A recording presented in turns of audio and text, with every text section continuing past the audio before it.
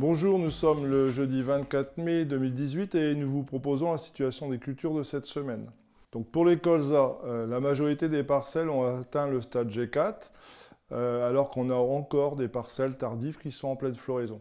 Alors pour les parcelles qui sont à G4, aujourd'hui, bien entendu, le stade Sclerotinia est largement dépassé. Reste le risque charançon, mais qui aujourd'hui est dépassé dans la majorité des parcelles puisqu'on ne trouve plus de petites siliques à piquer. Par contre, dans les parcelles qui sont encore en cours de floraison, on a encore des petites siliques, donc il faut être vigilant par rapport au charançon. Je vous rappelle que le seuil d'intervention est de 1 charançon pour 2 plantes. Donc dans ces parcelles, continuez la surveillance et n'hésitez pas à intervenir si nécessaire. Le stade prévaut sur la date. Alors concernant les maladies, sur les colzas, aujourd'hui la situation est très saine. Donc pour les protéagineux, pour les pois de printemps, on est en début floraison, là ces jours-ci les premières fleurs sont sorties. On observe déjà des pucerons verts, quelques pucerons verts dans le feuillage. Le seuil de nuisibilité du puceron est de 30 pucerons par plante, on est loin de ce seuil-là aujourd'hui. Parallèlement à l'arrivée de ces pucerons, on a aussi des coccinelles qui sont en train de coloniser les parcelles. Donc surtout, n'entreprenez pas d'intervenir sur les pucerons, puisque la régulation naturelle va faire son travail. Les larves de coccinelles devraient être présentes à partir de la semaine prochaine, donc on aura une régulation naturelle de ces pucerons assez rapidement. Alors la situation au niveau des maladies est saine. On observe quelques taches d'ascochita en feuilles basses, mais sans danger pour le moment. Alors févrole, on est début floraison, les premières fleurs sont apparues pendant le week-end. On observe déjà des petites colonies de pucerons noirs mais dans le feuillage, donc on n'a pas de formation de manchons, mais vraiment des petites colonies. Et souvent, ce qui s'observe, c'est qu'on a aussi des coccinelles qui colonisent les parcelles. Donc normalement, à partir de la semaine prochaine, on devrait voir les premières larves de coccinelles et la régulation naturelle du puceron noir devrait se faire assez rapidement. Donc n'intervenez surtout pas aujourd'hui, puisque le seuil d'intervention, c'est lorsqu'on observe des manchons. On est loin de cette situation et les parcelles ne sont pas complètement fleuries aujourd'hui. Au niveau des autres insectes, on observe aussi depuis 2 semaines maintenant des bruches adultes. Comme tous les ans, à 2-3 semaines avant la floraison, on a des bruches adultes qui se cachent dans le feuillage. En fait, inutile d'intervenir en préventif. On attend la formation des premières gousses pour intervenir. Pour l'instant, on est loin du compte, puisque la floraison déclenche là, depuis quelques jours.